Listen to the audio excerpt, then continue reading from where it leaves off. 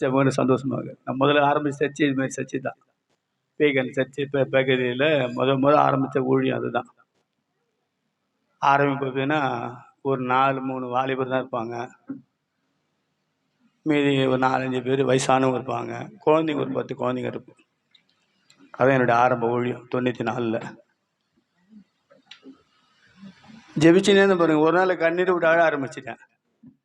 அந்த ஒரு ஆத்மாவே இல்லையா சபையிலன்னு. 30 பேர் உள்ள உட்காந்து நல்லா வாலிபான 30 ஒரே நாள் 30 வாலிபர் உள்ள வந்தாங்க. உடனே பார்த்தா எங்கேயும் பார்த்த முகம் மாதிரியே இருக்குது எல்லாருமே. கூப்பிட்டு கேட்டேன், நீங்கள் எங்கேப்பான்னு. அவன் சொன்னான், நான் தேவாட்டி சபை சேர்ந்தேன். என்ன ஒரு செய்தி கேட்டேன், பெருமிட்லிங்க ஒரு செய்தி கொடுத்தீங்க. அப்போஸ்தலர் 1:8 இப்படி நடக்கலன்னா அப்போஸ்தலர் 8:1 வேலை செய்யுன்னு சொன்னீங்க. அது எங்களுக்கு மிகவும் கறந்துச்சு. நான் இங்கே தான் இருக்க போகிறேன். நான் அதெல்லாம் கிடையாது. ஊழியக்காரன் எவ்வளோ உபவாசம் போட்டிருப்பான், காத்துன்னு இருப்பான், வீடு செஞ்சு வச்சிருப்பான். ஆனால் நீ அங்கே தான் இருக்கணும். என் செய்தி பிடிக்குதுன்னா ஏதோ ஒரு நல்ல பப்ளிக் மீட்டிங் வைக்கும்போது மீட்டிங் வரும்போது கேளுங்க.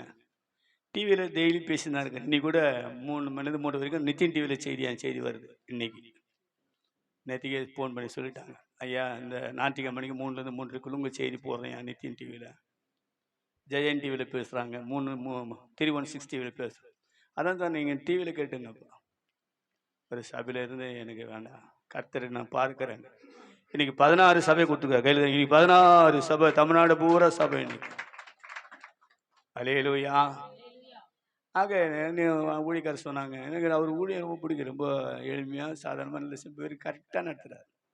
நாங்கள் இமோஷனலாக அவர் டக்குன்னு கோவப்படும். எங்கிட்ட ஜனம் ஓடி போன காரணமே அவருக்கு டென்ஷன் ஆகிடுவார். டக்குன்னு வானுங்க, டக்குன்னு கோவப்படுவார். நான் நியாயத்தான் கோவப்படுவேன், நியாயமானதான் கேட்பேன், பசுத்துக்கு தான் கேட்பேன், சபைக்கு தான் கேட்பேன், ஊருக்கு தான் கேட்பேன். ஆனாலும் ஒரு கூட்டம் என் கூட இருந்து தான் இருக்குது. அல்லேலூயா.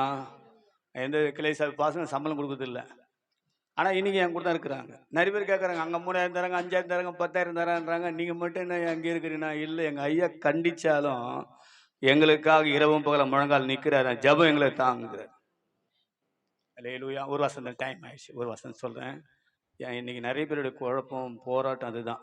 என் பிரச்சனை ஏன் தீரல, என் கடன் தொல்லை ஏன் தீரல, என் நோய் ஏன் தீரல, என் குடும்பம் இருக்கிற பிரச்சனை ஏன் தீரல, இன்னைக்கு எல்லா இடம் போராட்டம் தான். யாத்திராகம் புஸ்தகம் 23ஆம் அதிகாரம் 30ஆம் வசனம் வாசி கேட்போம். யாத்திராகம் 23:30 வாசி. நீ விருத்தி அடைந்து தேசத்தை சுதந்தித்துக் கொள்ளும் வரைக்கும் அவர்களை கொஞ்சம் கொஞ்சமாய் உன் முன்னின்று துரத்தி விடுவேன். கொஞ்சம் கொஞ்சமா துரத்தி விடுவேன். அல்லேலூயா. நம்ம நினைக்கிறோம் அந்த பிரச்சனை தீரலையேன்னா, இல்ல ஏன் வெயிட் பண்றாருன்னா, மேல அவருக்கு வசனம் வாசிப்போம், 29 வாசிப்போம். தேசம் பாலாய் போகாமலும். ஒரே நாள்ல நீ ஒருத்தர்கிட்ட ஒரு சண்டை போறாரு, யாராவது ஒரு மனுஷால சண்டை போறனா, ஜெபிக்கிறேன்னா மனம் செத்துட்டான்னு வச்சுங்க, எல்லா கவனம் உன் பக்கம் திரும்ப ஆரம்பிக்கும். இன்னொருத்தரும் சண்டை போடுறாங்கன்னு வச்சுங்க, பேசுறாங்க, கோவப்படுறான்னா, நீ ஜெபிச்சு மறுபடியும் அவன் செத்துட்டான்னு வச்சுங்க, எல்லா கவனம் உன் பக்கம் திரும்பிடும். பிரச்சனை தான் வர ஆரம்பிக்கும். அப்போ என்ன பண்ணார், விட்டுருவாரா? என்ன சண்டை போட்டாக்கா பிரச்சனை இல்லை, கொஞ்சம் கொஞ்சமா வெளியான கிரி செஞ்சுனே இருப்பார். ஏன் ஒரே நாளில் செஞ்சானா தேசம் பாழா போயிடும், துஷ்ட மிருகெல்லாம் கூட சண்டைக்கு வந்துடும். அல்லேலூயா. ஆகதான் உன் பிரச்சனை என்னவோ போற நல்ல தெரியும். இன்னைக்கு செய்தி அதுதான், நல்ல கடுமையான உபவாசம் எடுத்த செய்தி இது. இன்னைக்கு நேற்று படைப்பில் பாஸ்டர் மீட்டிங்கில் ஃபெலோஷிப்பில் போயிருந்தோம், ஆங்கிலோ இந்தியன் சர்ச்சில். நீங்கள் வர்ஷிப் பண்ணுங்க. நாங்கள் 7 அடுக்கு கட்டிக்கிறாங்க. ஒரு அடுக்கு பாஸ்டர் மீட்டிங், ஒரு அடுக்கு சிறுவர் ஊழியம், ஒரு பக்கம் முதியோரிலும், ஒரு அப்படியே அடுக்கு. படைப்பு 10ல் மன்னா ஹவுஸ்ன்னு சொல்லி ஒரு ஹவுஸ். அங்கே நீங்கள் வர்ஷிப் பண்ணுங்க. நாங்கள் அங்கே உட்காரும் போது கர்த்தர் வாட்சி சொன்னார். அல்லேலூயா. ஆக உன் பிரச்சனை தீர்வு நினைக்காத, கொஞ்சம் கொஞ்சமா தீர்ந்து தான் இருக்குது. எது பேர் சொல்ல, கொஞ்சம் கொஞ்சமா கர்த்தர் கிரி செஞ்சு தான் இருக்குது. கொஞ்சம் படிப்படியா ஸ்டெப் பை ஸ்டெப், நாளுக்கு நாள். சவுல் குடும்பத்துக்கும் தாவீது குடும்பம் 2 நாள் யுத்தம் நடந்தது. அவன் நாளுக்கு நாள் விருத்தி அடைந்தான். ஒரு நாளுக்கு நாள் பலவீனப்பட்டு கொண்டே போனான். நாளுக்கு நாள் ஒவ்வொரு நாள் நடக்குது. எதுவுமே நம்பி கை சொல்லுவோம், ஒரு நாளுக்கு நாள் என் வாழ்க்கையில அற்புதம் நடந்துன்னு தான் இருக்குது. கர்த்தர் உன் வாழ்க்கையில கிரியை செஞ்சுன்னு தான் இருக்கிறார். அவன் விட்டுல, உன் ஜெபத்தை விட்டுல. அல்லேலூயா. அதை சாட்சி சொல்லி, என் ஐயா சொல்லு சாட்சிக்காக தான். அது பிறகு அது எப்படி அந்த கர்த்தர் கிரியை செய்யறது நேரம் தான் சொல்லி முடிக்கிறது. அல்லேலூயா. நான் முழுக்க இந்து குடும்பத்தை சேர்ந்தவங்க தான். எந்த குடும்பத்தை சேர்ந்தவன்ற காட்டிலும் கடவுள் நம்பாதவன். நான் எல்லா புஸ்தகம் படிச்சிருக்கிறேன். ராமாயணம் படிச்சுக்கிறேன். வேதங்கள் 4 ரிக்கு வேதம், யசுர் வேதம், அசர்வானம் 4 வேதங்களை படிச்சுக்கிறேன். அது மாதிரி இதிகாசங்கள், பெரிய புராணம், கம்பராமாயணம், பெரியார் எழுதின கீமாயணம் எல்லாத்தையும் படிச்சிருக்கிறேன். ஹிட்லரு, முசோலின், இடியமீன், பல விதமாக அரிஸ்டாட்டில், பெரிய பெரிய அறிஞர்கள் எழுதின புத்தகம்லாம் படிச்சிருக்கிறேன். எல்லாம் படித்து ஒரு முடிக்கு வந்தேன், கடவுளே கிடையாதுன்னு சொல்லி. அல்லேலூயா, கடவுளே கிடையாது. எங்கள் அம்மா பேர் காளியம்மா. அவங்க மேலே ஒரு சாமின்னு ஒரு அருள் வந்து இறங்கி ஆட ஆரம்பிக்கும், குறி சொல்லுவாங்க. எங்கள் அப்பா பேர் ஆறுமுகம். அவரும் பேர்னா பூசாரி குடும்பம் சேர்ந்தவங்க. எங்கள் பெரியப்பா அவங்க பேர் கூட பேர் 16 பேர் மொத்தம். ஒரு பெரிய முருகர் கோயில் கட்டி அந்த ஊரே அவங்க தான் நடத்துகிறாங்க. அதில் அவங்க இன்னொரு சாமி பெரிய ஆண்டவர் ஒன்று வச்சு பன்னியை கொண்டு வந்து பலி செலுத்தி ஒரு பூஜை நடத்துவாங்க. பன்னி பெரிய ஆண்டவர். ஆக முழுக்க முழுக்க முழுக்க முழுக்க எங்கள் நல்லா இந்து பாரம்பரியம் வந்தவங்க தான். என் பெரிய தங்கச்சி பேர் துலுக்கானம், என் சின்ன தங்கச்சி பேர் அஞ்சலை, என் தம்பி பேர் குணசேகரன், என் பேர் செல்வன்னு வச்சாங்க. எனக்கு மட்டும்தான் ஒழுங்காக பேர் வச்சாங்க எங்கள் அம்மா. அல்லேலூயா. அப்படி வாழ்க்கையே நல்லா சௌகரியமாக நல்லா சந்தோஷமாக தான் போயினே இருந்தது. அப்போ ஆர்பாரில் வேலை செஞ்சார். சரியான பணம்.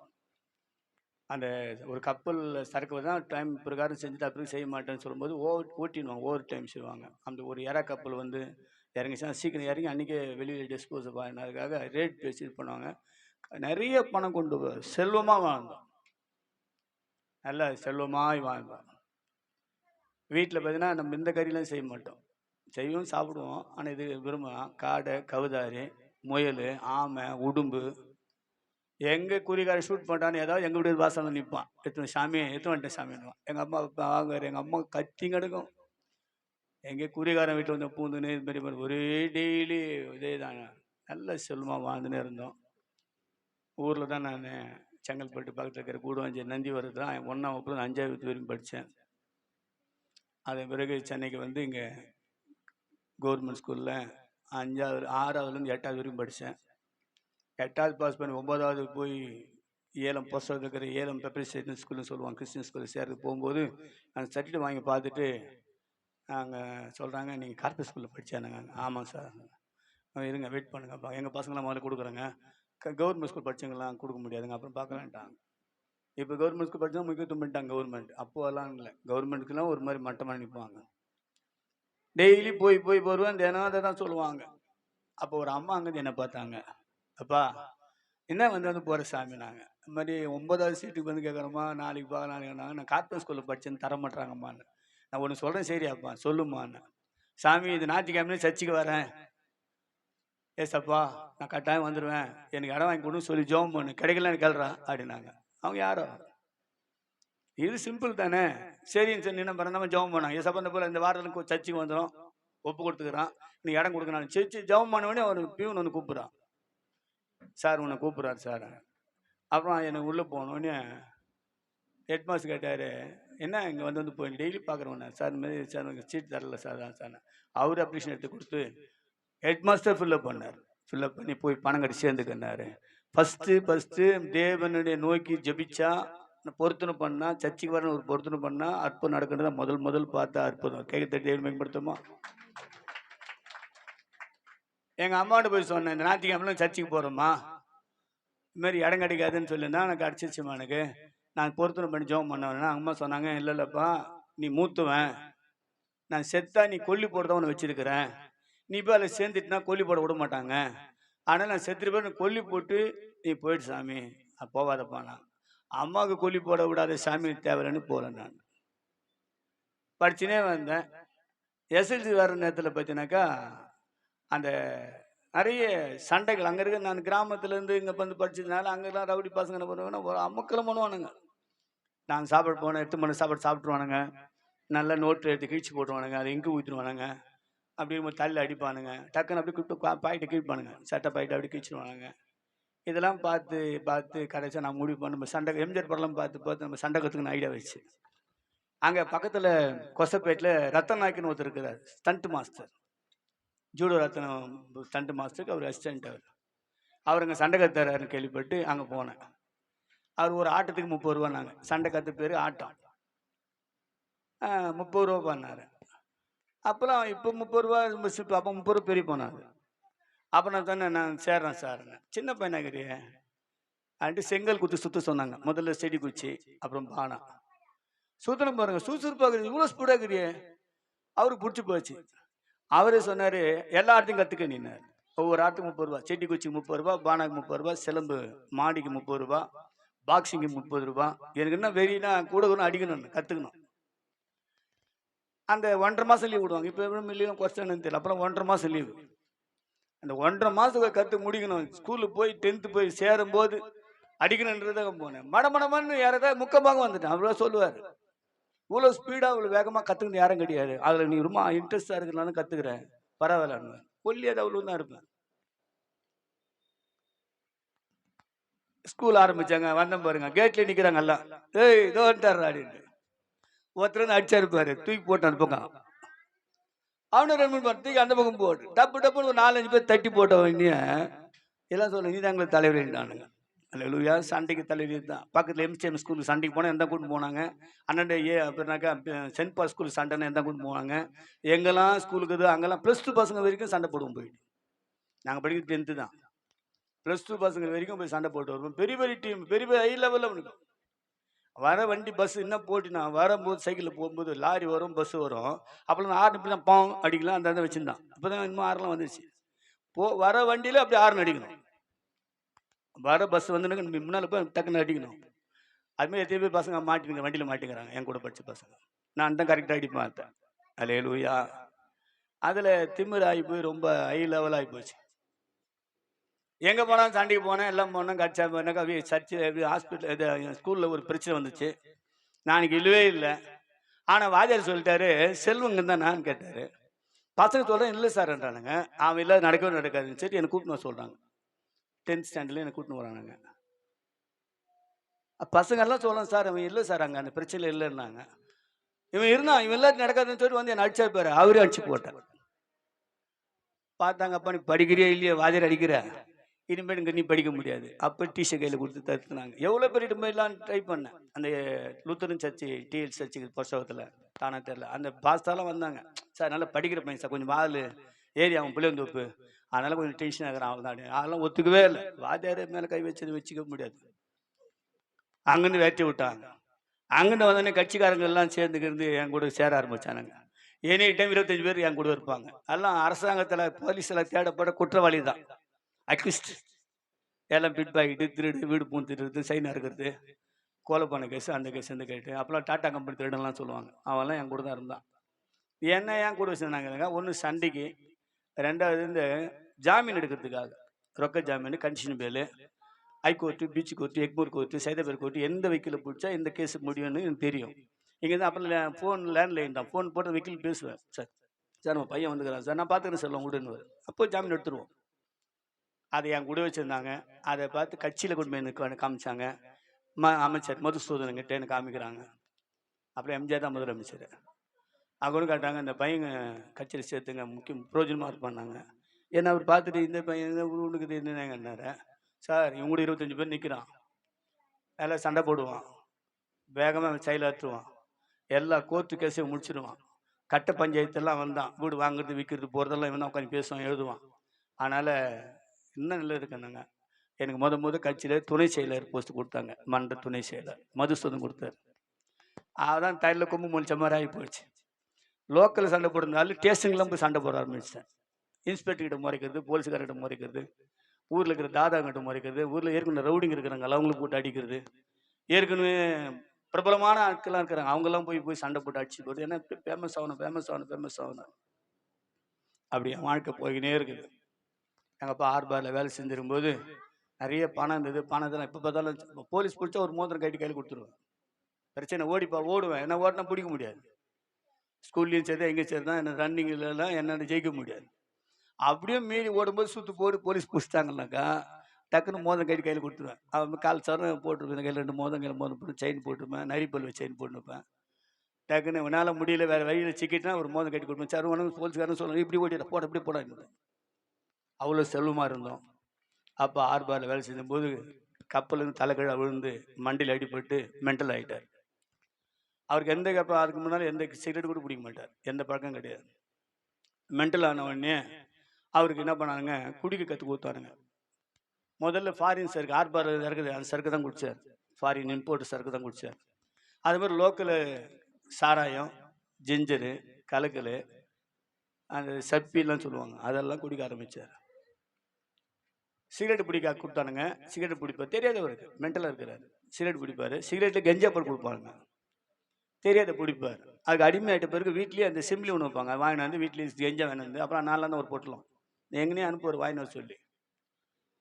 வாங்கிட்டு வந்து அதை கசக்கி போட்டு சிம்மில் போட்டு வீட்டில் உட்காந்து பிடிச்சின்னு இருப்பார். மென்டல் ஆகிட்டார். கொஞ்ச நேரம் இந்த இருக்கிற நகை பணங்கள்லாம் வச்சு சாப்பிட்டு வந்தோம், எல்லாம் போயிடுச்சு, ஒன்றும் இல்லாத ஆகிட்டோம்.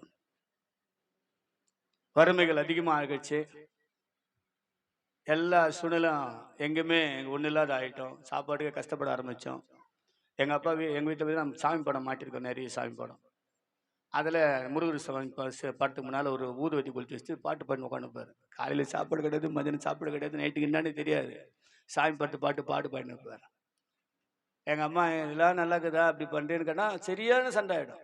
அம்மாவுக்கு அப்பாவுக்கு பீரோ கண்ணாடியில் ஓடிப்பார், ஜன்னல் கண்ணாடி ஓடிப்பார், பாத்திரம் தூக்கி ஓடிப்பார், எல்லாரும் ஒடிச்சு நாசம் பண்ணி சாப்பாடு கொஞ்சம் தான் அரிச்சு பிடிச்சா அதையும் நாசம் பண்ணி விடலாம், தண்ணி சோறுமாயிடும். எங்கள் அம்மா என்ன பண்ண, இவனை நம்ப முடியாதுன்னு சொல்லிட்டு எங்கள் அம்மா அங்கே அக்கா வீட்டுக்கு போய் வீட்டு வேலை செய்வாங்க. சொந்த அக்கா தான், காலையிலேருந்து வேலை செய்வாங்க. வேலை செஞ்ச பண்ணி அவங்க என்ன பண்ணுவாங்க, ஒரு அரைப்படி அரிசியும் நொய், அது கூட அரிசினா அது நொய் தான், அந்த அரைப்படி அரிசியும் 2 ரூபா கொடுப்பாங்க. அந்த அரைப்படி அரிசி வாங்கின்னு அம்மா வந்து அப்புறம் வெறும் வைப்பாங்க, சுள்ளி கத்தணுவாங்க, சவுக்கில் சின்ன மெரிசு குச்சிகள் கட்டி வைப்பாங்க. 1 ரூபா தான் ஒரு கத்தை.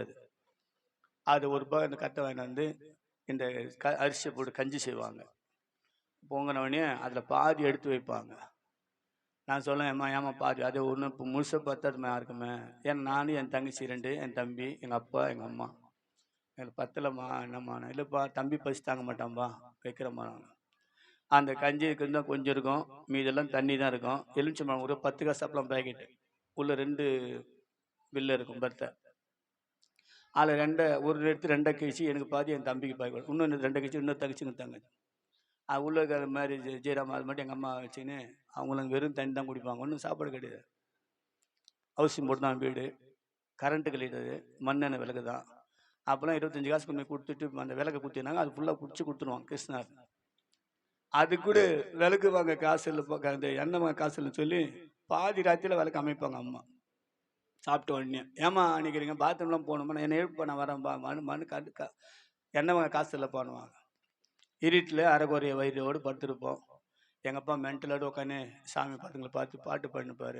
வீடோ இருச்சு ஒடுக்கும், ஒன்றுமே இப்படி காலையிலேருந்து பட்டினி, மதியானம் பட்டினி, அந்த கொஞ்சம் கஞ்சி அப்படியே படுத்துனி, என்ன எங்கள் போது எப்போ வீடியோ என்ன அப்படியே எழுதுன்னு அழுது இதே தான் எங்களுடைய நாட்கள்லாம் கடந்து போயினே இருந்தது. அப்போ நான் ஒரு முடிவு பண்ணேன், இதே இருந்தால் முடியாது, நான் வேலைக்கு போகலான்னு வேலைக்கு போனேன். வேலைக்கு போனோடனே கம்பெனியில் சேர்த்துனாங்க. 450 ரூபா சம்பளம். நான் சொல்கிறது 79. 400 ரூபா 450 ரூபான்னு சொன்னாங்க. அப்புறம் 400 ரூபா தான் கொடுத்தானுங்க. அங்கே எல்லா பொருளும் டாக்டர், அது ஹாஸ்பிட்டல் எக்யூப்மெண்ட்ஸ், அது சர்ஜிக்கலுக்கு பண்ணி எல்லா பொருள் டாக்டர், டென்டல் டாக்டர் வந்தால் அவருக்கு இன்வெஸ்ட்மெண்ட்டு, ஜென்ரல் டாக்டர் வந்தால் இன்வெஸ்ட்மெண்ட்டு, வெட்டினரி டாக்டர் வந்தால் இன்வெஸ்ட்மெண்ட்டு. இப்போ அவங்களுக்கெல்லாம் ஒரு பிரின்ஸ்மெண்ட் அந்த கேட்லாக் பார்த்து எடுத்து வைப்பாங்க. எனக்கு அப்படியே மனப்பாடமாக சொல்லி எடுத்து வைப்பேன். அது முதலாளி பார்த்துட்டாரு, நல்ல ஒரு நாலேஜ் இருக்குது, இங்கிலீஷ் நாலேஜ், என்ன படிச்சுக்கிறேன்னு கேட்டார். நான் 10வது பாதியிலே தெரித்து விட்டாங்க, படிக்க முடியல. நல்ல இங்கிலீஷ் நாலேஜ் இருக்குது, நீ மறுபடியும் படியேன், நான் ஜெர்மனுக்கு கூட்டின்னு போகிறேன், அங்கே செரிஞ்சு ஃபேக்ட்ரி உனக்கு ட்ரைனிங் தராங்க, ட்ரைனிங் எடுத்து சென்னையில் ஆரம்பிச்சிடலாம், ஆனால் என் மினிமம் எஸ்எல்சிஎஸ் குவாலிஃபிகேஷன் வேணுதுக்கு நீ எஸ்எல் பாஸ் பண்ணாங்க. எஸ்எல்சி பாஸ் பண்ணுறோம், ஜெர்மனு போய்ட்டு பண்ணுற நம்பிக்கையில் மறுபடியும் படிக்க ஆரம்பித்தேன். கிராமர் சரியாக வராது, மேக்ஸ் சரியாக வராது. அப்போ பப்ளிக் எக்ஸாம் வருது. எங்கள் ஏரியாவில் 22 பேர் எக்ஸாம் எழுதுகிறான், பப்ளிக் எக்ஸாம். எல்லாம் சின்ன சின்ன பசங்க, நான் தான் பெரியவன். அப்போ அவங்ககிட்ட போய் நான் கிராமர்ஸ் கற்றுக்குவேன், சொல்லி தருவானுங்க, மேக்ஸ் சொல்லி கொடுப்பானுங்க. ரிசல்ட் வருது, எங்கள் 22 பேருக்கு ரிசல்ட் இருந்தால் பேப்பரில் வருது. ஏன்னா அவனுக்கு ஸ்கூல் கேண்டிடேட், நானும் ப்ரைவேட் கேண்டிடேட், எனக்கு மறுநாள் தான் வரணுன்னாங்க. அவன் போய் வாங்கினாங்க பாருங்க, 22 பேரும் ஃபெயில் ஆகிட்டான். எனக்கு மேக்ஸ் சொல்லி கொடுத்துட்டு ஃபெயிலு, கிராமர் சொல்லி கொடுத்துட்டு ஃபெயிலு. எல்லாம் கூடிங்கன்னு என்ன கேட்குறான், தோழர் நீ பாஸ் பண்ணுவான், நாங்கள் வாஜாரே ஃபெயில் ஆகிட்டு நாங்கள் பாஸ் பண்ணுறது, நம்மளும் ஃபெயில் தாங்க. வீட்டுக்கு வந்து அங்கே சாமி படம் மாட்டுக்கு வீட்டில் அதை போய் ஒரே சாமி படம் மாட்டிருக்கோம். அந்த ஏசாமி படத்தை பார்த்து சொன்ன, நீ கடவுள்ன்றாங்களே, நீ கடவுள் என்னை பாஸ் பண்ண வச்சு பார்க்கலாம், இந்த வார்த்தை சர்ச்சைக்கு வர. ஏன்னா என் கூட எனக்கு சொல்லி கொடுத்தலாம் ஃபெயில் ஆகிட்டான். இதுதான் நான் பார்க்கணும், என்னை பாஸ் பண்ண வச்சுன்னு வந்துடுறேன். காலையிலே போஸ்ட்மேன் குரல் கொடுக்குறான், செல்வம் அப்படின்றான். நான் போகிறது கூட என் டீமில் ஃபெயில் ஆகணும் பூரா அங்கே நிற்கிறான். அந்த போஸ்ட் வாங்குறான், கைது போட்டு வாங்குறாங்க, லெட்ரு வாங்குறான். வாங்கி அந்த மார்க் ஷீட் வந்து அமுச்சிக்கிறாங்க. ஓப்பன் பண்ணி போகிறான், அதிகமான மதிப்பை நான் பாஸ் பண்ணியிருந்தேன். அல்லேலூயா. ஆச்சரியமா போச்சு எனக்கு. ஒன்றுமே தெரியும், எனக்கு கிராமர் வராது, மேக்ஸ் வராது, நிறைய மார்க்கில் பாஸ் பண்ணியிருந்தேன். அப்போ நேராக வீட்டில் வந்து எங்கள் அம்மா, எப்பா என்னப்பா நாங்கள், எங்கள் அம்மா சொல்லுங்க, இந்த குதிரை மேலே தான் பணம் கட்டணுவாங்க. என்னை பார்த்து படிக்கிறவன் வேகமானுவேன், துணிச்சலானுவேன், எதுவுமே டக்குன்னு ஒரு முடிவு எடுப்பேன். எவ்வளோ பேராக தான் அடிச்சிடுவேன். நான் சண்டைக்கு போனால் முதல்ல அடிக்காலே தலைவர் தான் அடிப்பேன். நான் கட்சி தலைவர் தான், தலைவர் மாடு செயலர், அட்டை செயலர், பகுதி செயலர், அவர் தான் முதல்ல அடிச்சிடும் போட்டு. ஏன்னா பிரச்சனை அப்போ தான் பெருசாகும், நம்ம பேர் பெருசாக வரும்னு நினைப்பேன் நான். அதில் எங்கள் அம்மாவுக்கு வந்து நான் துணிச்சலானுவேன், எதுவும் டக்குன்னு முடிக்கிடுவேன், நல்லா படிக்க கொடுவேன். அதனால் எங்கள் அம்மா சொல்லுவாங்க, இந்த குதிரை மேலே தான் பணம் கட்டணும். வந்து கேட்டேன், எப்பா என்னப்பா ஆச்சு? நம்ம நான் பாஸ் பண்ணிட்டேம்மா, ஆனால் ஒன்று என்னப்பா, நான் ஃபெயில் தான் தெரியும், எனக்கு நாங்கள் கிராம சொல்லுவேன், மேக்ஸ் சொல்லுவேன், ஃபெயில் ஆகிட்டான். இந்த சர்ச்சுக்கு வரேன்னு சொன்னோமா, ஆண்டு பாஸ் பண்ணிட்டு இந்த ஞாயிற்றுக்கிழமை சர்ச்சுக்கு போகிறோம்மா. மறுபடியும் அதே சொல்கிறாங்க, என்னை கொல்லி போட்டு போய் சேர்ந்துக்கப்பா, அதனால் நீங்கள் போகாதப்பா, உன்னை கொல்லி போட விட மாட்டேன். அம்மா கொல்லி போட விட சாமி எனக்கு தேவை கிடையாது. சர்டிஃபிகேட் கொண்டு முதலாளி காமிச்சேன், சார் நான் பாஸ் பண்ணிட்டேன். ஆனால் அவர் ஆட்சியம், எவ்வளோ மார்க் தெரியும், ப்ரைவேட்ல ஒரு மார்க் எடுக்க முடியாது, அதில் ஒரே டைமில் பாஸ் பண்ண கஷ்டமாயிடுச்சு, ஒரே டைமில் ஆல் பாஸ் எடுத்துருக்கிறேன், நல்ல மார்க் எடுத்துக்கிறேன் அப்படின்ட்டு சொன்னார். ஒன்று பண்ணு, பையன் இன்ஜினியரிங் காலேஜ் முடியும், தேர்ட் இயர் இப்போ தான் முடிக்க போகிறான், அவன் இன்ஜினியரிங் முடிச்சோன்னு நீ அவனை ஒன்றா போங்க, ஆனால் இந்த வருஷம் நீ ஒன்று பண்ண +2 போட்டு படிய அப்படின்னு. சரி +2 போட்டு படி. அப்பவும் அதே தான், கிராமர் வராது, மேக்ஸும் வராது. எக்ஸாம் ஹாலில் உட்காந்து தூரம் மூச்சு நிற்பான். முடிஞ்ச பிறகு ஒரு ஜெபம் பண்ணி, சப்பா நான் பண்ணிட்டேன், 9வது இடம் கொடுத்தேன், நான் சேரல, சர்ச்சுக்கு வரல, எஸ்எல்சி பாஸ் பண்ண வச்ச வரல, இந்த +2 பாஸ் பண்ண தெருவேன்னு பார்க்குறது. இன்னாத்தையும் படிக்கிறாரு அவர், ஊரெலாம் அமுகம் பண்ணார், சண்டை போட கலடை பண்ணார், டேஷன் தெரிஞ்சார், இன்னாத்தையும் படிக்கிறார், புக் எடுத்து போகிறார். நாங்கள் ஆண்டவரை, எங்கள் அம்மா கூட என்னை தான் நம்பி வைக்கிறாங்க, என்னை பாஸ் பண்ணுவேன் ஆண்டவரை. ரிசல்ட் வருது, வாங்கி பார்க்குறேன், அதிகமான மதிப்பெண் நான் பாஸ் பண்ணியிருந்தேன். அல்லேலூயா. அவன் +2 படிக்கிற பிள்ளைங்களுக்கு தெரியும், 70 எடுத்தா பாஸு, எந்த மட்டும் 186, 176, 194, ஹை லெவலில் பாஸ் பண்ணியிருந்தேன். அது நான் வாங்க முடியாது, தெரியும் எனக்கு. என் தேவன் என்னை ஒரு திட்டு வச்சுன்னு தெரியாது எனக்கு. பாஸ் பண்ண உடனே முதலாளி கூட காமிக்கிறேன். அவர் சொன்னார், அப்படியே ஒன்று பண்ணு, டிகிரி போடு, அப்படியே டிகிரி போடு, நான் பணம் கட்டேன், நான் வேலை மேலே நீ 6 மணிலாம் கப்பி ஈவினிங் காலேஜ் அட்டன் பண்ணு, டிகிரி போடு, டிகிரி போடு. வீட்டில் சொன்னம்மா, சர்ச்சுக்கு போகிறோமா, எங்கள் அம்மா அதே தான் சொன்னாங்க, போகாதப்பா, கொல்லி போகிறதா ஒன்று வச்சுங்கிறேன், அதில் போய் சேர்ந்துடுற சாமி, நான் சொன்ன கேளையப்பா, இது வரைக்கும் கடவுள் இல்லைன்னு இப்போ இன்னும் கடவுள் இருக்கிறான்னு சொல்கிறேன், வானாப்பா. அம்மாவுக்கு கொல்லி போடுற சாமி தேவையில்லை, விட்டுட்டேன். அப்போ நான் பிஏ போட்டு படிச்சுன்னு இருக்கிறேன். ஃபஸ்ட் இயர்லேயும் எனக்கு அந்த இழுபறி வருது, ஃபெயில் ஆகிடுவோன்னு தெரியுது. அப்பவும் ஜெபிக்கிறேன், ஆண்டவர் எங்கள் அம்மா சொன்னோட கேட்க மாட்டாப்பா, என்னப்பா எங்கள் வீட்டில் பட்டதாரி யாரும் கிடையாது, எங்கள் தலைமுறையிலேயும் பட்டதாரி யாரும் கிடையாது, எல்லாம் எஸ்எஸ்சி வருவோம் ஃபெயில் ஆகிடுவோம், எஸ்எஸ்சி வருவோம் ஃபெயில் ஆகிடுவோம். எங்கள் அப்பா கூட போதும் மொத்தம் 16 பேர், 16 பேருக்கும் பிள்ளைங்க இருக்குது, அவங்களுக்கெல்லாம் பிள்ளைங்க இருக்கிறாங்க, எவனும் எஸ்எஸ்சி தாண்டவே இல்லை. எங்கள் சந்ததியில் நான் தான் டிகிரி வாங்கின ஆண்டவர், ஜெபம் பண்ண பாஸ் பண்ணேன். ஆனால் சர்ச்சுக்கு போக எங்கள் அம்மா விடலை, நானும் போகலை. அல்லேலூயா, அல்லேலூயா. இதுக்கு மத்தியில் எங்கள் அம்மா எனக்கு திருமணம் பண்ணணும்னு சொல்லி முடிவு பண்ணாங்க. வீட்டில் ஒன்றும் இல்லை, எப்படிமா அப்படின்னு, நான் பாருங்கன்னு பண்ணின்னு எதோ பண்ணி திருமணம் பண்ணேன். அப்போ எங்கள் அம்மா சொன்னேன், மூத்தவம்பா வீட்டு வாசலில் அரசாணை கால் வைத்து ஐயரை வர வச்சு ஐக்கியம் வளர்த்து ஓமம் கூட்டி உனக்கு கல்யாணம் பண்ணு சாமி அப்படின்னா, நான் சொன்னேன், அதெல்லாம் வேணாம், நான் கட்சியில் இருக்கிற மினிஸ்டர்களை வர வைப்பேன், அவங்க தான் வந்து பண்ணுவாங்க, நீ தாலி எடுத்துக்கூட நான் தாலி கட்டுறேன், கடவுளே கிடையாது. அப்போது எம்ஜிஆர் தான் புக் பண்ணோம், மதுசூதனை வச்சு எம்ஜிஆர் புக் பண்ணோம். கஷ்டம்தான். நாங்கள் புக் பண்ண 2 மாதம் பொறுத்து போய் அவரை போய் பார்க்குறோம். அவருக்கு அப்போ தான் உடம்பு சரியில்லை ஆகுது, எம்ஜிஆருக்கு தலைவலி ஜுரம். அப்போ வெளியே உள்ளே யாரும் அலோடு கிடையாது, வெளியே சொல்லிட்டோம் வராது சார், உள்ளே யாரும் அலோடு கிடையாது சார், ஐயாவுக்கு உடம்பு இல்லை, இல்லைங்க மேரேஜுக்கு டேட்டு கொடுத்துக்கிறாங்க, டேட்லாம் இல்லைங்க, யாரும் மினிஸ்டர் வச்சு பண்ணிங்க, அவர் வர முடியாதுன்ட்டான். அப்போ 2 மந்திரிகள் அனுப்பிச்சாங்க. என் கல்யாண வயசில் அவங்க 2 மந்திரி பேர், கே கிருஷ்ணசாமி, அப்போ செங்கோட்டையன் டிரான்ஸ்போர்ட் மினிஸ்டர் இருந்தார், கே கிருஷ்ணசாமி பால்வளையத்துறை மந்திரியாக இருந்தார். அது 2 பேர் தான் வந்தாங்க, எல்லா கட்சிக்காரும் வந்தாங்க. பேச்சு பஸ் எடுத்த கல்யாணம் தான். எங்கள் அம்மா தாலி எடுத்து தான் தாலி கட்டினேன். எந்த நம்பிக்கையும் கிடையாது, கடவுள் நம்பிக்கை கிடையாது. எங்கள் அம்மா எடுத்து தாலி கொடுத்தா தாலி கட்டணும். ஒரு ஐக்கிய மாலத்து கட்டிதான் எப்போ செத்துருப்பேன்னு நினைக்கிறேன். அம்மா எடுத்து கொடுத்தனால தான் வந்து நான் நினைப்பேன் நான். ஆனால் தேவ திட்டம் ஒன்று இருக்குது. அல்லேலூயா, அல்லேலூயா. இப்போ நானும் எங்கள் அப்பா அம்மா என் தங்கச்சி தம்பி இந்த கருத்தில் இன்னொரு தோணை எங்கள் மாணி வந்துடுச்சு. மாணி வந்து ஒரு குழந்தை, அந்த குழந்தை இன்னொரு குழந்தை. இப்போ இத்தனை பேருக்கும் சாப்பாடு எங்களுக்கு ஒன்றுமே புரியல. அப்போ நான் ஒன்று பண்ணேன், நம்ம சம்பாதிக்கணும், படிச்சுக்கினே சம்பாதிக்கணும். காலையில் டைப்ரைட்டிங் கிளாஸ் போவேன், அது பிறகு வேலைக்கு போவேன், ஈவினிங் காலேஜுக்கு போவேன், நைட்டில் வந்து டியூஷன் சொல்லி தருவேன். நைட்டு 11 மணிக்கு மேலே ரிக்ஷா ஓட்டுவேன். நைட்டு 11 மணிலேருந்து வீட்டுக்காதால் 6 மணிக்கு ரிக்ஷா ஓட்டுவேன். ரிக்ஷா ஓடும்போது அதில் அப்போல்லாம் 3 ரூபா 2 ரூபா 1 ரூபா கூலிங்க. அந்த நைட்டு போது வெடித்துக்குள்ள எங்கள் அம்மா எங்கே போகிறோன்னாங்க. அவங்களுக்கு பயம், நான் நல்லா ரவுடி பசங்க கொடுக்க ஃப்ரெண்டுங்க கொடுக்குறாங்க, நல்லா ஏதாவது பிரச்சனை எடுப்பேன். அம்மா நான் ஆணுங்கடையும் போக மாட்டேமா, நான் மன்றம் எம்ஜிஆர் மன்றாங்க படுத்துறேன், எனக்கு தேடாதம்மா அப்படின்னு சொல்லிட்டு சும்மா ரிக்ஷா ஓடும் நைட்டுக்கெல்லாம். இங்கே போகும்போது ஃபேன் ஷர்ட்லாம் போட்டு போவேன். போனே அதெல்லாம் கைட்டு ரிக்ஷாவில் வச்சுட்டு ஒரு ஷார்ட்ஸ் போட்டு படின்னு போட்டு துப்பி போட்டு முகத்தை மறைச்சிக்கின்னு யாருக்கும் தெரியக்கூடாதுன்னு சொல்லி நைட்டில் நான் பிஏ படிக்கும்போது ரிக்ஷா தான் ஓட்டினேன். அந்த காலையில் கொண்டு 60 ரூபா கொண்டு 60 ரூபா பெரிய போகணும். 5 ரூபாயில் சோறு குழம்பு ஆக்கலாம், மீன் குழம்பு வைக்கலாம், கறி குழம்பு வைக்கலாம். அப்போல்லாம் கிலோ கறி பீஃப் கறி கிலோ கறி 20 ரூபா தான். 5 ரூபாய் 1/4 கிலோ கறி வாங்கலாம், 5 ரூபாய்க்கு மீன் வாங்கலாம், 5 ரூபாய்க்கு சோறு செஞ்சிடலாம். வீட்டில் கொண்டு அம்மாட்ட கொடுத்தோமா இன்னைக்கு கறி சாப்பாடு செய்யும். அவங்க ஏது எப்போ இவ்வளோ பணம், 60 ரூபா பெரிய பணம். அப்போ ஏதுன்னு கேட்காத, ஏன்னா ரிக்ஷா ஓட்டினா ஒத்துக்க மாட்டாங்க. ஏதுன்னு கேட்காதம்மா வச்சுக்க. நான் 2 நாள் கூட கொடுத்தம்மா நீ மீன் செய், நல்லா வஞ்சிர மீன் வாங்கி செய்ய. நீங்க ஏதுடா பணம், ராத்திரிலாம் ஆள் இல்லை, காலையில கொஞ்சம் விடுக்காத கூட பணம் தர, திருடியா தம்பி, உன் கொடுக்குறவங்களும் சரியான ஆள் இல்லையாப்பா. நான் ஒன்று தெரிஞ்சுக்க, உன் புள்ள திருடவே மாட்டான். ஏன்னா நீ அப்படி வளர்க்கல, நான் ஏழைதான், ஆனால் திருடுற மாதிரி நான் வளர்க்கலாமா. ஆனால் பணம் ஏதுன்னு கேட்காது, நான் கஷ்டப்பட்டது. கடைசியா ஒருத்தர் யாரோ சொல்லிட்டாங்க, உங்க பையன் ரிக்ஷா ஓட்டுறான், பையன் ரிக்ஷா ஓட்டுறான். எங்க அம்மா இல்லையே என் புள்ள படிக்குது, காலேஜ் படிக்குது.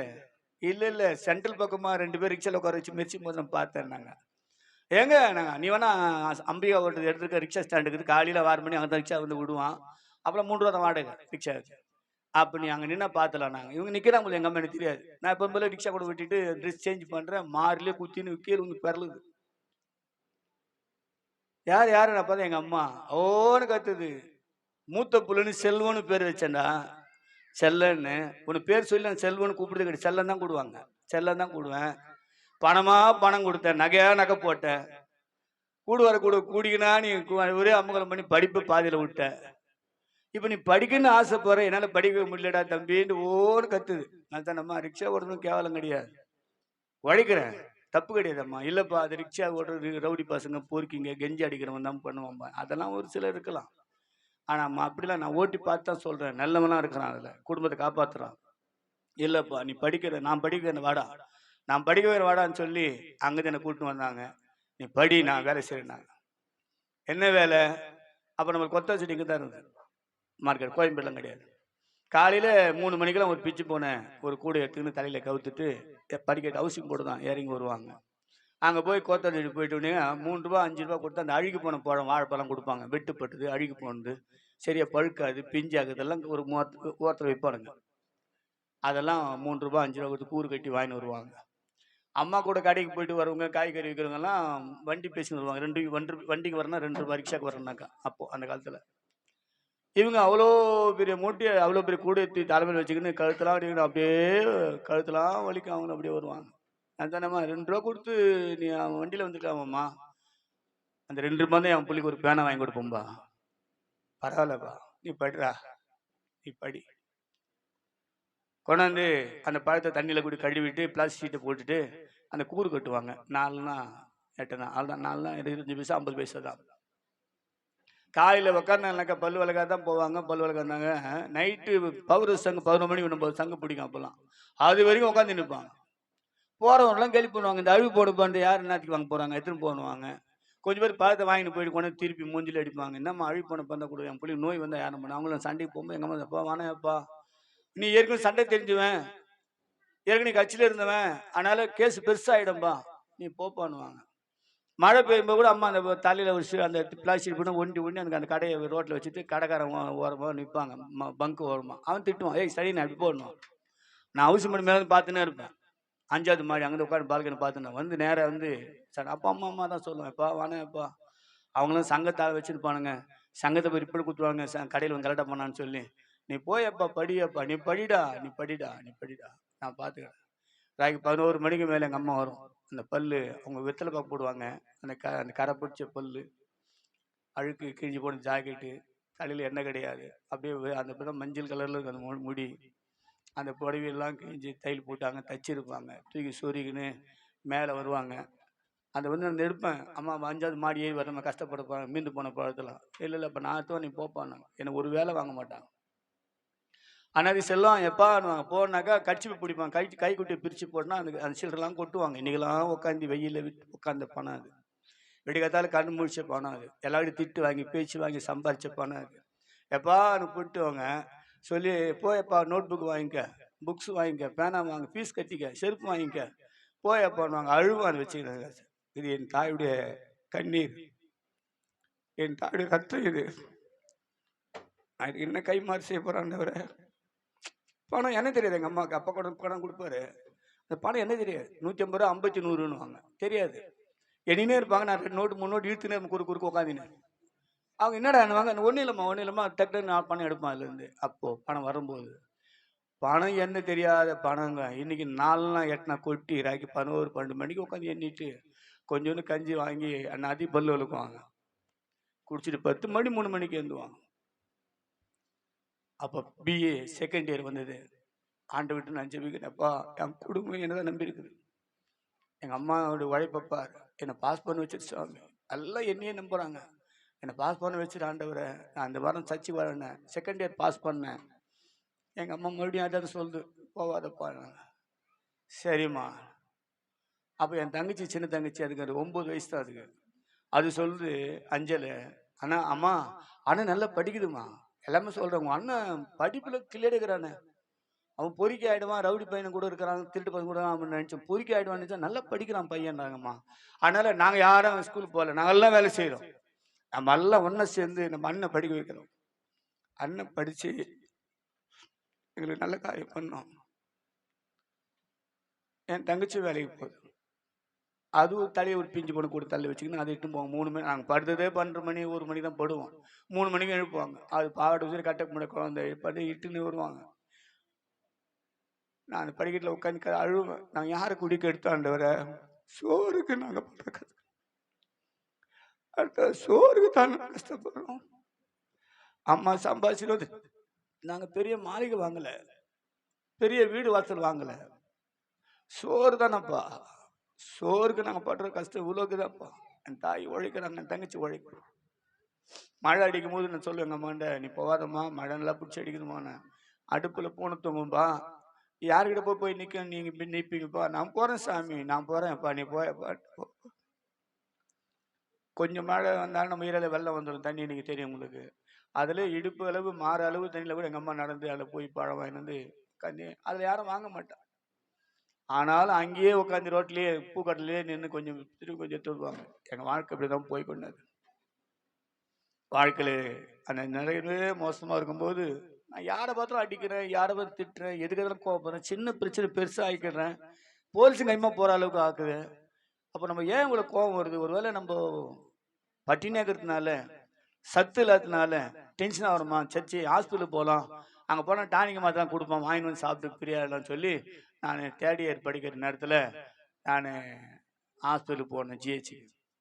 ஜிஹெச்சில் என்ன கேட்டாங்க, செக் பண்ண டாக்டருங்க, ஸ்பெஷல் டாக்டர் உட்காரிட்டாங்க, பெரிய டாக்டர் சீஃப். அவர் என்னை உட்கார வச்சு விசாரிச்சு கேட்டார், நீ தூக்கத்தில் திடீர்னு அலறி உட்காரியானார். இல்லைங்க. குப்புன்னு வேர்த்து போய் உடம்புலாம் தண்ணியாக ஊற்றுதானார். இல்லை. மூட்டுக்கு மூட்டு வீங்குதா உனக்கு? இல்லை. எப்பவுமே ஜோரம் அடிச்சுன்னு இருக்குதா? இல்லை. ஏதாவது பார்த்து அலறியா? சின்ன சம்பளம் பயமாக வருதா? பயங்கரம். இல்லை, பயன்றது எனக்கு கிடையாது, வாழ்க்கையில் எனக்கு பயந்தே கிடையாது. அவனை அட்மிட் பண்ணுறாங்க, ஆப்ரேஷன் பண்ணுறாங்க. நான் சொன்னேன், சார் எனக்கு ஒன்றுமே இல்லைன்ற, ஏன் எங்கள் அட்மிட் பண்ணாங்க? ஒரு டானிக் மாற்றி கொடுப்பேன், வாங்கிட்டு போன வந்தேன் சார், சாப்பாடு கஷ்டப்பட்டு குடும்பம், அதனால் சத்து இல்லைன்னு தான் வந்தேன். நீங்கள் அப்படியா சார்னா? இல்லைப்பா, இறுதிக்கு போகிற 4 வால்வில் 3 வால்வு மூடி போயிருக்குது, ஒரு ஆள் 4 பாயிண்ட்ல வந்து 1 1/2 பாயிண்ட் தான் இருக்குது. அதுல 3 2 1/2 போயிடுச்சு. நீ எப்படிதான் உயிரோட இருக்கிறது தெரியாது. தடுக்கி விழுந்தாலும் செத்துருவ. யாரா தள்ளினா செத்துருவ. ஆச்சரியமா இருக்குது. அதனால உனக்கு உடனே ஆபரேஷன் பண்ண தம்பி நாங்க. சொன்னேன் நானு ரவுடிங்களோடு கூட இருக்கிறேன். அதனால நான் ஒரு நாள் காணா விட எங்க அம்மா பயப்படுவாங்க. ஒண்ணு ரவுடி பசங்க என்ன ஏதாவது பண்ணிட்டாங்களா? இல்ல போலீஸ் ஏதாவது பண்ணிடுச்சான்னு சொல்லி பயப்படுவாங்க. அதனால நான் வீட்டுக்கு போயிடுறேன் சார். நான் நாளைக்கு எங்க அம்மாட்ட சொல்லிட்டு வரேன். இல்ல போற வழியில நீ சாகலாம். மோசமா இருக்குது இருதயம். நீங்க அட்ரஸ் கொடுங்க. நான் வீட்டுக்கு கால் பண்ணி எனக்கு அட்ரஸ் போய் அட்மிட் பண்ணிட்டாங்க. ஜிஹெச்ல 28 நம்பர் வார்டில் அட்மிட் பண்ணாங்க. தகவல் எங்க அம்மாவுக்கு போகுது. எங்க அம்மா என் தங்கச்சி எல்லாம் தலைவலி கோலமா ஓடியாருங்க ஜிஹெச்ல. எங்க தங்கச்சிக்கு துணி கிடையாது. தம்பியோட ட்ரௌசர் போட்டு அது பட்டன் இல்லாத ட்ரௌசர் முடி போட்டு சொருகி இருக்குது. எங்க அம்மாவுக்கு ஜாயிடு கிழிஞ்சிருக்குது. தலையில எண்ணெய் கிடையாது. எங்க எல்லா குடும்பமே நிக்குது. கோடு கத்துது வந்து ஹாஸ்பிட்டல்ல. என்னை பார்த்து சொல்ல, தம்பி உனக்கு இதய நோயாமடா? அப்படியே அழுகுறேன் நான். அது பணக்காரனுக்கு வர நோயாச்சப்பா. என்கிட்ட எங்கடா பணங்குது? சோறுக்க கஷ்டப்படுறப்பா. அப்புறமா அது பணக்கார நோய் மட்டும் இல்லப்பா, அது வந்தவங்க பழைக்க மாட்டாங்களாமே. அப்படி போய்ச்சா ஒரு 2 வருஷம் 1 வருஷம் 6 மாசம் செத்துருவாங்களாமாப்பா. உன்னை விட்டு எந்த கோட்டையடா பிடிக்க போற? ஓன்னு கத்து. குடும்பமா அழுகுறோம். அப்படியே சிக்கி தவிக்க ஒண்ணுமே புரியல. அப்போ எனக்கு ஆப்ரேஷன் செக் பண்றாங்க. பிளட் எல்லாத்தையும் செக் பண்ணிட்டு டாக்டர் சொல்றாங்க, எங்க அம்மாவை கூப்பிட்டு என் மனைவி கூப்பிட்டு சொல்றாங்க, இவருக்கு காரமானது கொடுக்க கூடாது, எண்ணெய் படுத்து கொடுக்க கூடாது, இவர் ரொம்ப பேசக்கூடாது, இவர் கண் முழிக்க கூடாது, இவர் சீக்கிரத்துக்கு 9 மணிக்கெல்லாம் படுத்துடணும், வெடி நல்லா பொழுது வெடி 8 மணிக்கு தூங்கணும். அது மாதிரி எந்த கதை ஊறுகாய் வகைகள், கார வகைகள், உப்பு வகைகள் எதுவும் கொடுக்கூடாதுன்னு சொன்னாங்க. ஆனா இந்த டெஸ்ட்லாம் முடிச்சு டக்குன்னு எங்க அம்மா கூப்பிட்டு சொல்றாங்க, உன் பையன் ஆசைப்படலாம் கொடுத்துருமான்னு. எங்க அம்மா படிக்கிறதுக்கு ஏன் சாமின்றாங்க. செத்துருவாம்மா அவன், 100% அவங்க காப்பாற்ற முடியாது. ஆனாலும் அவன் என்னென்ன விரும்புறானோ அதெல்லாம் கொடுத்துருமா.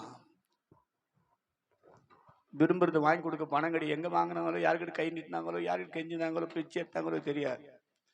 டெய்லி யாராவது நண்டு மீன் கொண்டு வச்சுட்டு அழுவாங்க.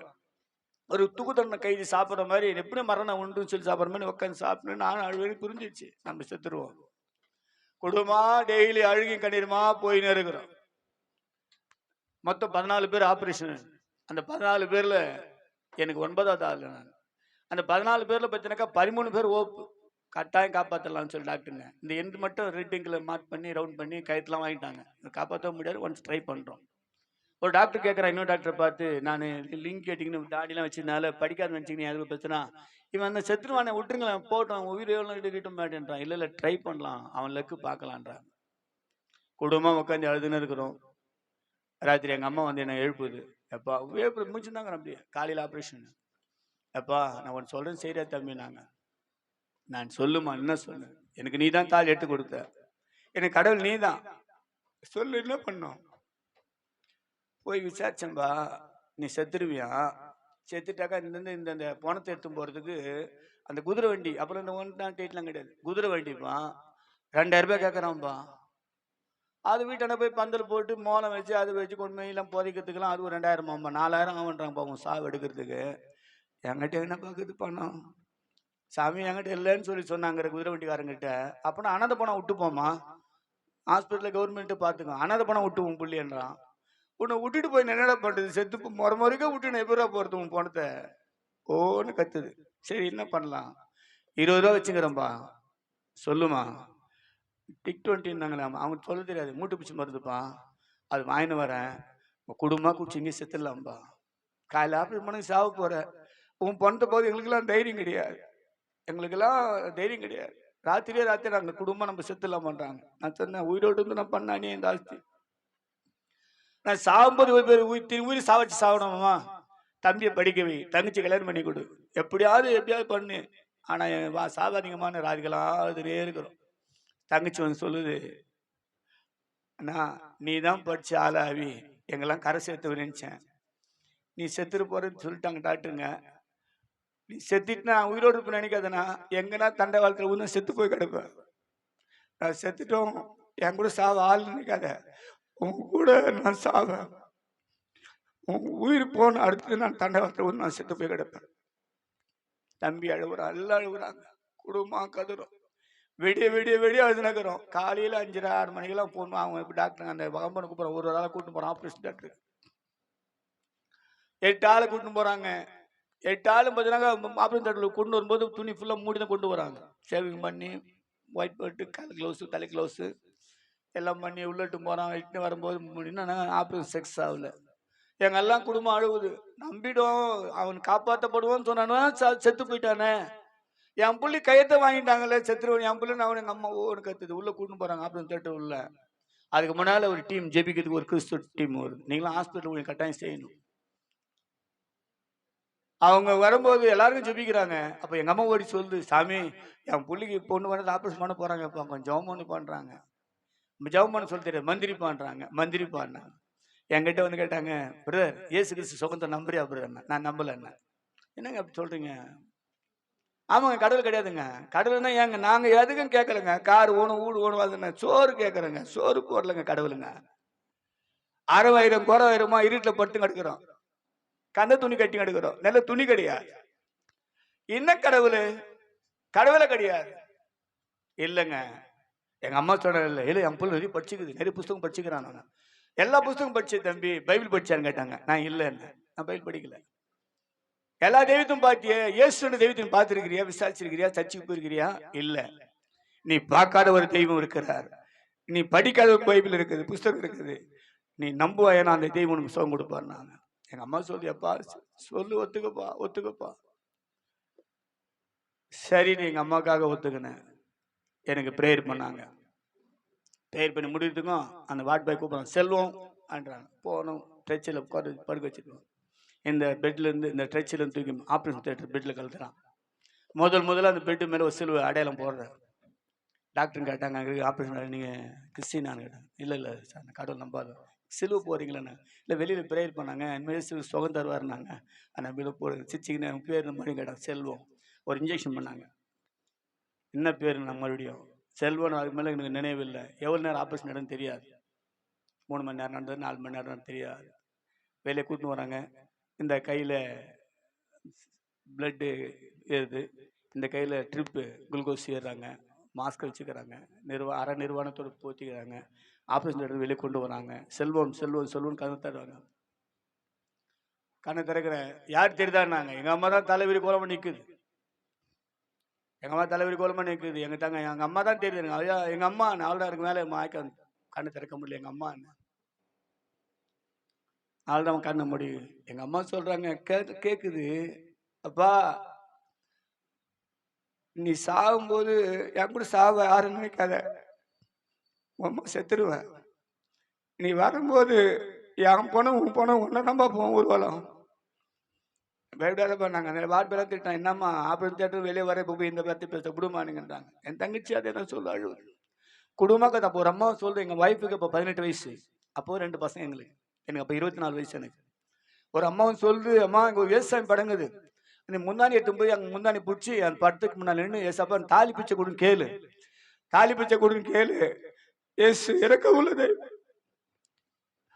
உனக்கு கட்டாயம் தாலி பிச்சை கொடுப்பா. டாக்டர் சொல்ல நம்பாத, மற்ற நம்பாத, கடவுளை நம்பு, கடவுளும் கை கொடுக்க மாட்டானா. எங்கள் மனைவி தெரியாது, 18 வயசு என்ன இருக்கு, போய் முந்தானி பிடிச்சி ஏசுப்பா எனக்கு தாலி பிச்சை கூட ஆண்டவர, நான் விரும்பி திருமணம் பண்ணவரை. அவர் செத்துட்டாருனாக்கா என் வீட்லையும் செத்துக்க மாட்டாங்க, அங்கேயே என்ன விட வச்சுக்க சகித்தாங்க. அங்கே வசதி இல்லை. 2 புள்ளியோட அனாதி ஆயிடுவேன். என் தாலி பிச்சு கொடுங்க, தாலி பிச்சு. மனைவி முந்தானி பிடிச்சி தாலி பிச்சு கேட்குறாங்க. சாமி படுத்தார், ஏன் சாமி படுத்தார் நின்று குடும்பமாக கத்தி கொண்டே இருக்கிறாங்க. வார்டில் கொண்டு போனாங்க. அங்கே வார்டில் எனக்கு பின்னால் 10வது ஆளை ஒரு ஆளை கொண்டு வராங்க ஆப்ரேஷன் பண்ணி. அவர் என்னை பார்த்து சொல்ல, தம்பி உன்னை பார்த்தேன், எப்போதாலும் ஏறா நண்டு மீன் தான் சாப்பிட்டு இருந்தேன், இனிமேல் சாப்பிடக்கூடாது, வெறும் தண்ணி சாம்பார் தான், பாதிட்டுலாம் சாப்பிடணும் சொன்னாங்க. டக்குன்னு ஆஃப் ஆகிட்டார். என்னன்னு கேட்குறேன். எங்கள் அம்மா ஒன்றும் இல்லை இப்போ படுப்பாண்டான். என்ன சொல்லுன்றேன். இறந்துட்டா இருப்பாண்டான். பண்ண ஆப்ரேஷன் பண்ணி கொண்டு வந்துவார். அப்போ எங்கள் அம்மா கற்றுது, ஐயோ ஆப்ரேஷன் பண்ணிட்டு முன்னாலும் சாவறாங்க, பண்ணும்போது சாவறாங்க, பண்ணிட்டு பின்னாலும் சாவறாங்க, என் பிள்ளைய காப்பாற்றாண்டவரே, என் பிள்ளைய காப்பாற்றாண்டவர். குடும்பமாக உட்காந்து கதறாங்க. எல்லாம் அழுவுறேன், நான் அழுவுறேன். நான் பண்ணது தப்பு தான் ஆண்டவரே, நான் கொல்லப்பட வேண்டியவன், நான் பாவிதான். ஆனா என் குடும்பம் என்ன நம்பி இருக்குது, என் மனைவி என்ன நம்பி இருக்கிறாரு, என் 2 குழந்தைங்க, அது என்ன 1.5 வயசு குழந்தை, 6 மாசத்து குழந்தை, இன்னும் தெரியாது, அனாதை ஆகுமே. என் தாய் கண்மூடிதான் நம்பினு இருக்கேன். என் தங்கச்சி தம்பிலாம் அப்படி அப்படியே இருக்குதுங்களே, பொட்டு முடியுமா. எங்க அப்பா மென்டலா இருக்கிறாரு. என் குடும்பம் என்ன அப்படியே நாசமா இருக்குது ஐயா. எனக்கு ஜீவனை கூட ஆண்டவர் என்னை உயிர் குடிப்பீரானால் நீதான் உயிர் உள்ள தெய்வம் சொல்லி என்னை எங்கெல்லாம் கூட்டு போறோம் போய் சொல்லுவோம். ஆண்டவர் என் உயிர் கூட கத்தார். எங்க அம்மா கிட்ட குரல் கேக்குது, ஏசப்பா எனக்கு கொல்லி போட புள்ள தேவையில்ல, என் பிள்ளை அதை சேர்த்துறேன். என் பிள்ளைக்கு உயிர் கொடுத்தா போதும், எனக்கு கொல்லி போற ஆள் தேவையில்ல, என் பிள்ளைய சேர்த்துறேன், என் பிள்ளைய சேர்த்துறேன் ஆண்டவர். ஞானசனம் கொடுத்துற ஆண்டவர் கத்துது. 28 நாட்கள்ல எங்கள் தேவாதி தேவன் ராஜா என்னை வெகுவா தண்டித்து என்னை சாவுக்கு ஒப்புடுக்காமல் என்னை உயிரோடு என்னை வெளியே கொண்டு வந்தார். வந்தவன் ஞானசனம் எடுத்தேன். ஞானசனம் எடுத்த உடனே எல்லாம் சொன்னாங்க, கூட இருந்தவங்க பண்ணுங்க ரவுடிங்க பசங்க சொன்னாங்க, ரொம்ப கஷ்டப்பட்டு படிச்சு செல்வோம், உங்க வீட்டில் டிகிரி முடிச்சுங்க யாரும் கிடையாது, பரம்பரையில கிடையாது, நீ தான் டிகிரி முடிச்ச, உங்க அம்மா கஷ்டப்பட்டு உனக்கு படிக்க வச்சாங்க, நீ ரிக்ஷாலாம் ஓட்டி படிச்ச, அது போய் சேர்ந்துடுற, உனக்கு வேலை கிடைக்காதுடா, கவர்மெண்ட் வேலை கிடைக்காதுடா. நாங்க எங்க அம்மா சொன்னாங்க, என் பிள்ளை வேலையே செய்தால வீட்டில் உட்கார் நான் சம்பாதிச்சு போறேன்னாங்க. நான் சொன்னேன், எனக்கு உயிர் கொடுத்த தெய்வம் எனக்கு வேலையும் கொடுப்பாரு, கட்டாயம் வேலை கிடைக்கணும்னா நான் வேலை செய்வேன்னு சொல்லி சொன்னேன்.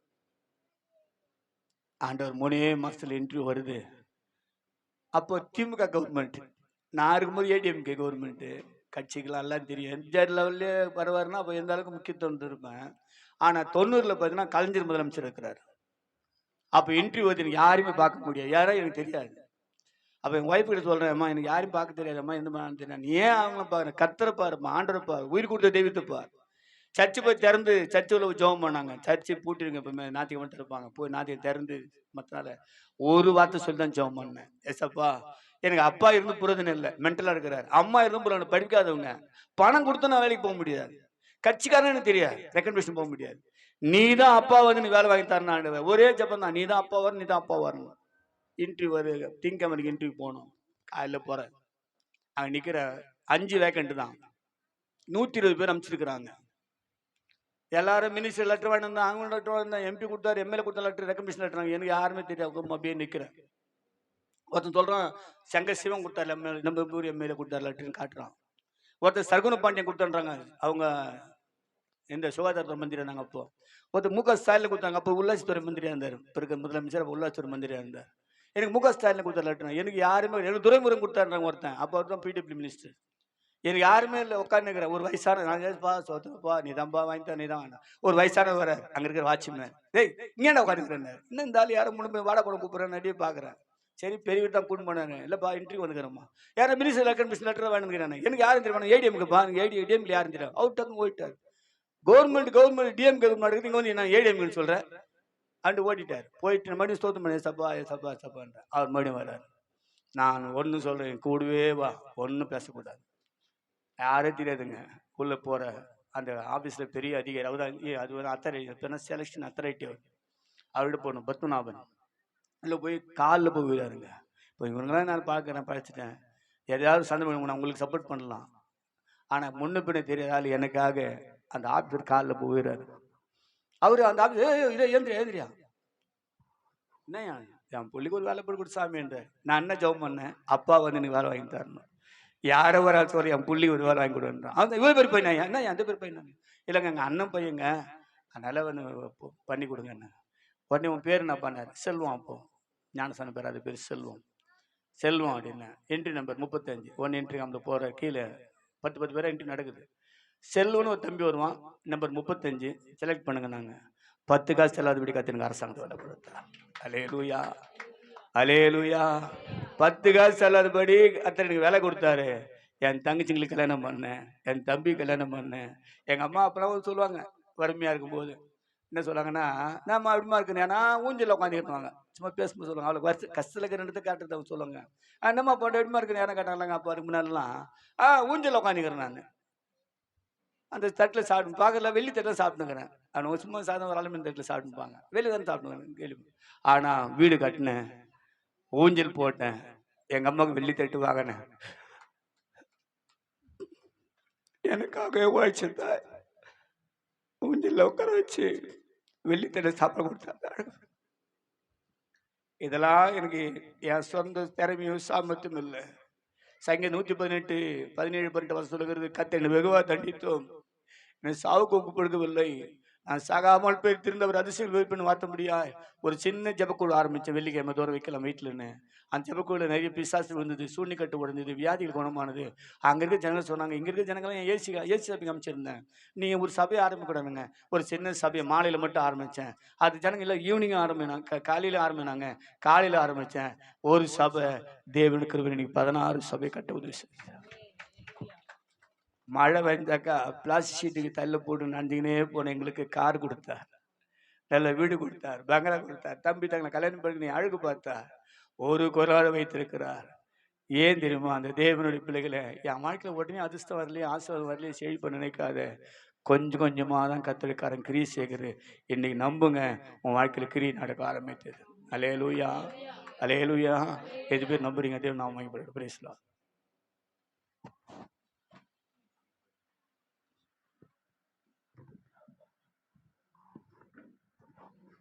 கண்களை மூடி நாம் ஜெபிக்கலாம்.